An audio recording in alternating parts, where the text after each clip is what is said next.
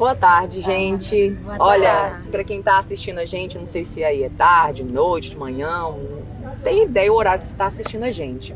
Hoje nós estamos aqui reunidos nessa roda de amigos aqui para falar sobre um assunto que tem tomado cada vez mais notoriedade na nossa sociedade, não só no nosso estado aqui, né, mas mundo afora. E a gente vai tentar trabalhar com esse assunto da forma mais leve possível e tentar conciliar esse assunto, né, que vem aqui do ramo da psicologia com o direito, que é um dos nossos focos aqui. E para falar sobre esse tema, que eu nem falei o nome do tema ainda, né? Gente, hoje a gente vai falar sobre suicídio aqui e tentar linkar isso, ou o que pode ocasionar isso, com o direito, ou o nosso ordenamento jurídico. E para falar sobre esse assunto aqui, nada melhor que ter uma pessoa especialista na área. Nós temos aqui o João. João, apresente-se, fala um pouquinho do teu trabalho e sobre o que a gente vai falar hoje aqui. Tudo bem. Meu nome é João Pedro, sou psicólogo e suicidólogo, né? Suicidólogo, para quem não sabe, é um profissional responsável por trabalhar o suicídio, né? Além disso, sou psicólogo clínico e hospitalar, né? Eu trabalho aqui em Paraupebas voltado para o suicídio, lá no Hospital HGP. Muito bem. Olha, eu já vou iniciar a minha pergunta.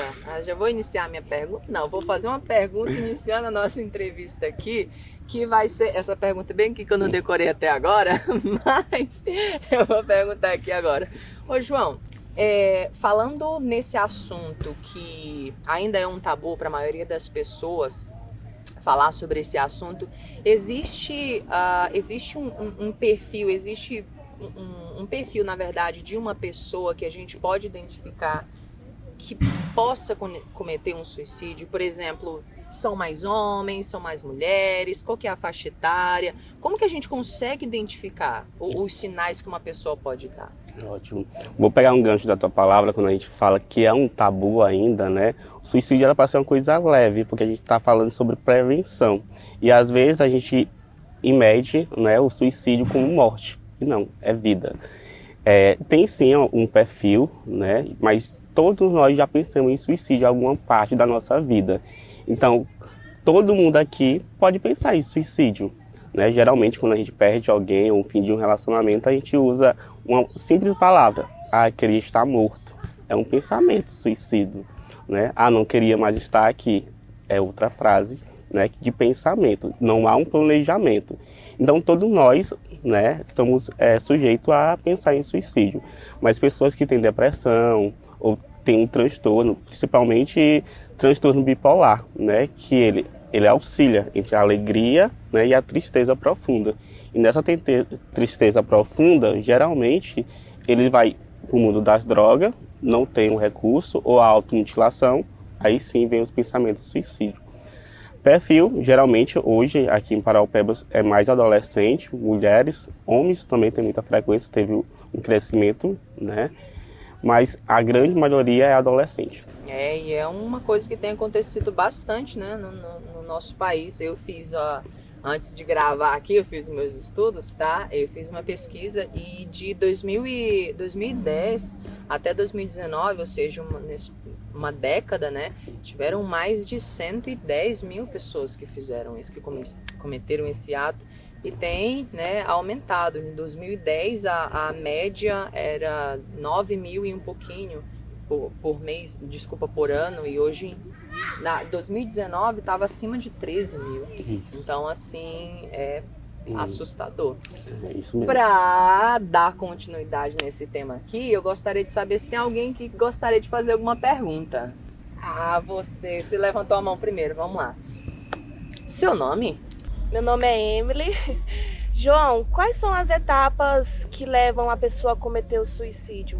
Tem motivos que contribuem para que a pessoa cometa esse ato? Vamos lá.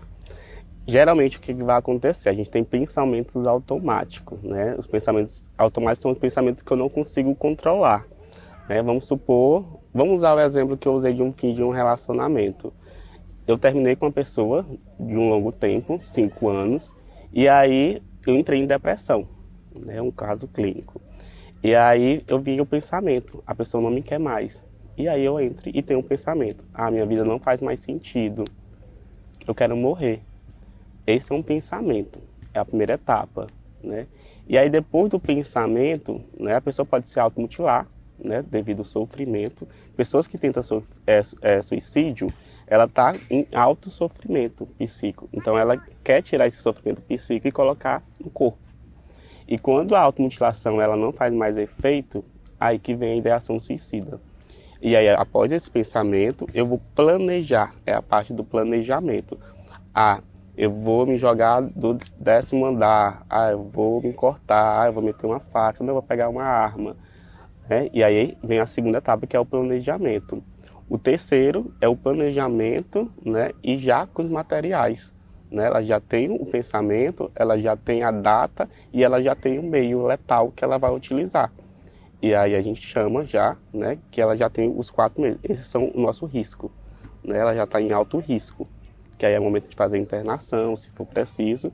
E se ela faz um acompanhamento com um psicólogo, né, a gente vai ativar a rede de apoio desse sujeito. Tá?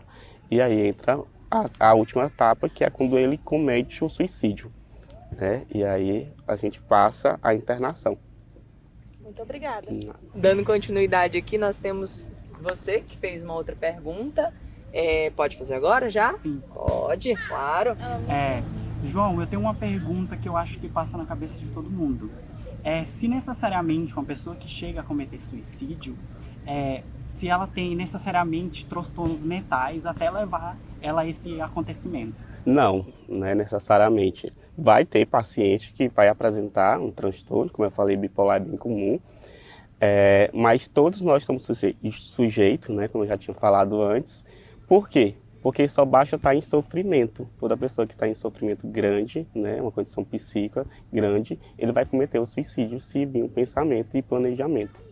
E aí cabe nós interferir, fazer a prevenção. Como eu falei no começo do vídeo, a gente vai tentar conciliar esse assunto com o direito, né, que é o tema proposto do nosso trabalho.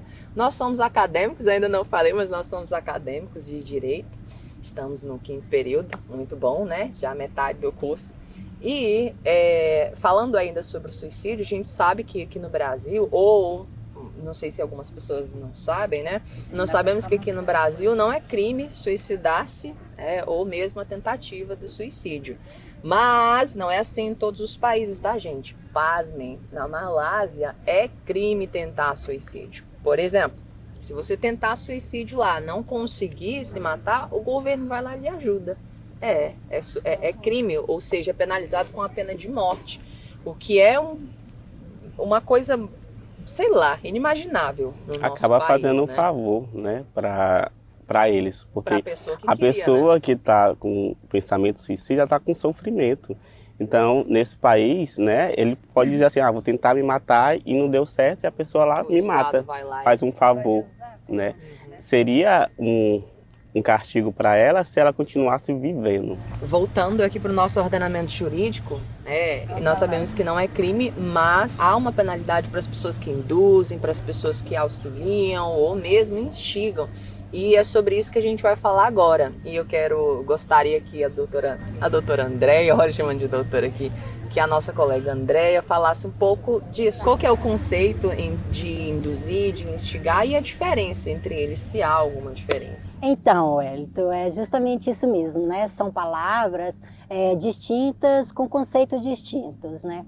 Induzir, instigar, auxiliar materialmente, são verbos a qual praticados levam a uma determinada conduta. E é importante dizer que esta conduta, no caso praticada, né, pelo agente, por alguém, ela é punida, ela é para ser punida pelo Estado perante a sociedade. Logo, ela é crime, está tipificada no nosso ordenamento jurídico. O Código Penal brasileiro, no artigo 122, diz o seguinte, que induzir ou instigar alguém a suicidar-se, ou a praticar automutilação, ou auxiliar materialmente para tal ato, que essa pessoa vai receber uma punibilidade. Induzir, ele é justamente quando a ideia do suicídio ela é inexistente para a pessoa. A vítima nunca havia pensado neste determinado ato. Aí vem alguém e imputa, né, incube, coloca na cabeça, leva essa nova ideia à pessoa. planta a sementinha, né, da pessoa suicidar-se. Já no instigar é o inverso. A pessoa já tinha essa ideia pré-existente, essa ideia de autodestruição. Porém, o agente agora, ele tem o papel de encorajar a vítima, de motivar, de animar a vítima. Então, nota que induzir, a ideia não existia. E aí é levada, né, a sementinha à pessoa, essa possibilidade da pessoa praticar. Então é algo que é levado, é algo que é incutido na cabeça, na mente da pessoa. Enquanto, né, o instigar, a ideia já pré-existia, a pessoa já havia pensado anteriormente, e aí ela é animada, ela é encorajada a fazer o ato. Importante mencionar que, no caso, o agente, aquele a qual praticar, né, esses atos, eles vão ser punidos perante o Estado. André, tem pessoas que vão ainda mais longe, tem pessoas que, além de instigar, além de induzir, ainda prestam auxílio material para isso. E eu gostaria que a doutora Erleide, que é a nossa amiga, colega de turma, Erleide, falasse um pouquinho sobre o que é esse auxílio material. Qual que é a penalidade que as pessoas podem sofrer por praticar tais atos? Auxiliar materialmente quer dizer ajudar a pessoa a cometer o suicídio, né? E é um crime também previsto, como a Andréia falou, lá no artigo 122 do Código Penal. Tanto induzir, quanto instigar, quanto auxiliar materialmente é crime e possui suas penalidades. Como que se auxilia materialmente alguém? Prestando algo? Pois é, o auxílio material é a ajuda. A pessoa, às vezes por maldade, ou às vezes, né, até por ficar com dó da pessoa, querer ajudar, tirar a pessoa da situação, arruma meios para que a pessoa consiga cometer o suicídio, né? Como, por exemplo, pode arrumar uma arma, ou comprar o veneno, arrumar o veneno, emprestar a faca, né? Arrumar meios materiais para que a pessoa consiga efetuar o ato do suicídio. Mas aí o Código Penal traz as penalidades para esse ato. É importante a gente observar também que, com uma alteração que houve recentemente no Código Penal, a automutilação também foi inclusa. Então agora instigar, induzir ou auxiliar materialmente ao suicídio e também à automutilação é crime. E possui as penalidades. No próprio caput do artigo 122, vem prevista a pena de 6 meses a 2 anos, né, para quem auxilia ou instiga ou induz, né, a vítima ao suicídio.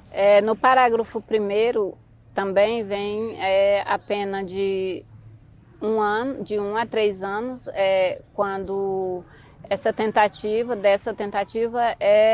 houve a lesão corporal de natureza grave ou gravíssima, que estão previstas lá no artigo 129, e no parágrafo 2º também do mesmo artigo, determina que se houve a morte, né, a vítima ali conseguiu cometer o ato, ela conseguiu suicidar-se, ou se da automutilação também resultou em suicídio, a pena pode ser de 2 a 6 anos. Então, eu acho essa pena um tanto quanto branda, não só eu, mas nós, né, que estudamos isso. Existe algum agravante para um aumento de pena, Amanda? Como funciona? Onde que está a previsão para isso? Então, Wellington, o Código Penal ele traz sim algumas agravantes para esse crime, como, por exemplo, se for cometido por motivo egoístico, torpe ou fútil, se a vítima for menor de 14 anos ou por algum motivo ter a sua resistência reduzida. Amanda, o que seria ter essa resistência reduzida, essa capacidade reduzida?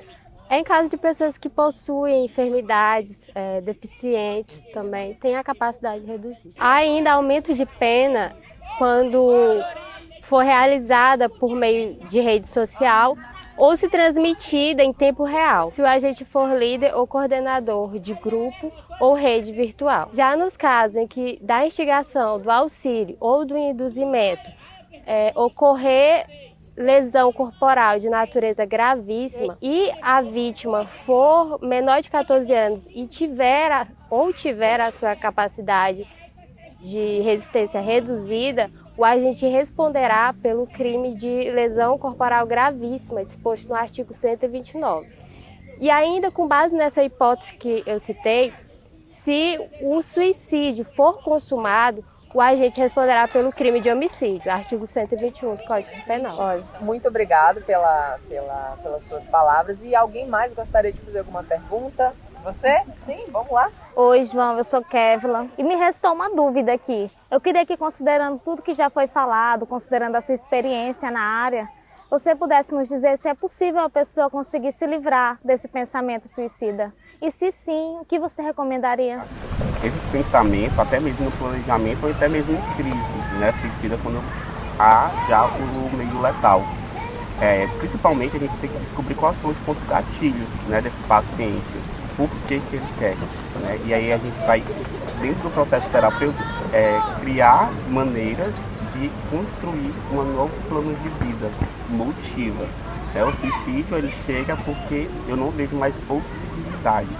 Então, quando eu dou possibilidade para esse sujeito, né, a gente descobre, eu queria fazer medicina lá atrás, mas eu não tinha condição financeira.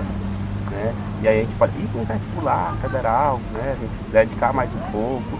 E aí a gente vai descobrindo aí, planejando os planos passados dele e trazendo para frente, para poder motivar ele a viver. Tá? Então a gente consegue sim, dentro do processo terapêutico e do apoio da família, é muito importante.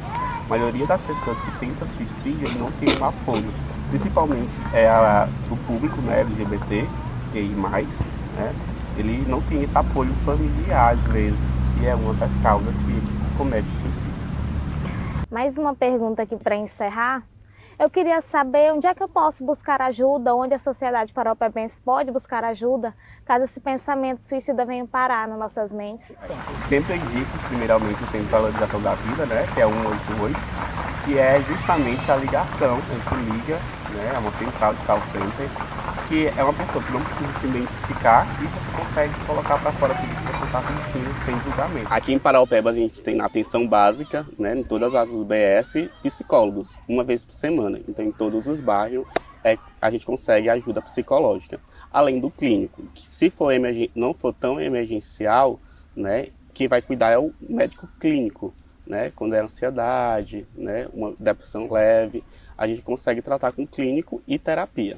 Após esses demandas, com demanda mais grave, quando tem planejamento, né, a gente tem o CAPS, né, para atendimento também de pessoas que têm transtornos. Tá? Lá vamos dizer que é a média complexidade. Tá? E a gente tem o HGP, né, para atendimento, só que no HGP é quando chega no pronto-socorro, então emergência. E aí analisando por mim, psicólogo, né, tem a psicóloga Diana, ou os psiquiatras, né, que a gente tem a doutora Carla, o doutor Amarildo e o doutor Tiago, lá na linha da saúde mental. E aí a gente encaminha, se houver necessidade, né, de estar levando esse paciente para internação, tanto voluntária ou involuntária, a gente vai levar ele para a área psicossocial, onde vai fazer o acompanhamento com a equipe multi. Entendo. Bem, como vocês puderam prestar atenção, como vocês notaram aí, a gente mudou de cenário, tá todo mundo com o cabelo molhado. Gente, a gente pegou uma bela chuva aqui no município de Parauapebas, são exatamente 5 e pouco, e a gente pegou uma bela chuva aqui, mas estamos aqui para tentar finalizar esse vídeo. E a gente gostaria de finalizar esse vídeo com o depoimento, umas palavras de uma amiga nossa que gostaria de expor e compartilhar com vocês algo que já aconteceu com ela e deixar uma mensagem aqui para vocês que estão nos assistindo. Meu nome é Juliana Peixoto de Souza, eu tenho 35 anos hoje e aos 18 anos eu tive depressão profunda. No decorrer do processo, a minha família já notou essa depressão e a gente buscamos o tratamento, né? Graças a Deus eu tive um apoio muito especial, porque eu já trabalhava na Secretaria de Saúde e teve uma junta médica que me acompanhou como psicólogo, psiquiatra, um neuro, um clínico, teve uma junta médica comigo, graças a Deus. E nesse decorrer desse tratamento, que foi mais de ano, num certo período, quando eu tomava os medicamentos muito fortes de tarja preta, e eles não faziam um efeito comigo, no meu organismo, como fazia na maioria das pessoas. Então eu adquiri várias caixas desse medicamento. Vinda um dia no meu desespero de acabar com aquela angústia, aquele sofrimento meu, tomando aí acho que mais de 8 caixas com comprimidos, quase completo. E graças a Deus, os cuidados da minha mãe, quando eu entrei no banheiro, logo ela entrou em seguida e ela viu aquele monte de recipiente, né, no cesto de lixo. E ela acionou uns conhecidos nossos que me levou imediatamente para o hospital, onde eu fui muito bem cuidada e medicada e observada durante aquela noite. Eu fiquei lá acho que uns 2 dias em observação. Depois de um certo tempo, de uns 45 dias, não tenho mais noção de tempo, que já tem um tempinho, eu tentei de novo um novo suicídio. Eu tentei cortar os meus pulsos. E eu tenho assim, a minha família, os meus amigos que sempre me apoiaram, estiveram comigo. Mas eu tive uma pessoa muito especial, que foi a doutora Elisa, que ela não está no nosso meio mais. Ela era secretária do INSS e da Secretaria de Saúde de Nerópolis, e ela sempre me acompanhava. Ela andava comigo, me levava para a igreja. E um certo dia, ela me levou à igreja e o pastor lá pegou e falou assim, conversando comigo, né, e tentando entender todo aquele contexto, ele falou assim, Juliana, você já tem todo o seu tratamento, todo o apoio, está na hora de você querer sair desse fundo do poço, vamos dizer assim, né? E aquele momento foi um gatilho assim para mim, porque a vida é tão bela, né? Por que que os problemas, todos nós temos problemas, todos, e eles vêm e vêm outros novos problemas. A gente não pode se agarrar naquele problema e se afundar naquilo ali, a gente tem que tentar sair. E com aquela palavra daquele pastor, que eu não me recordo o nome, eu senti que aquilo ali não era o meu lugar, que eu precisava sair dali e ter a minha vida de volta. Continuei fazendo o tratamento não parou, mas eu tive uma outra visão, né, da minha própria vida. E aí, com um certo tempo, o tratamento já não tinha mais necessidade, nem do tratamento, nem dos medicamentos. Eu fui viver uma vida linda, eu viajei para fora do país, viajei aqui no nosso país, conheci inúmeras pessoas maravilhosas, conheci o meu esposo.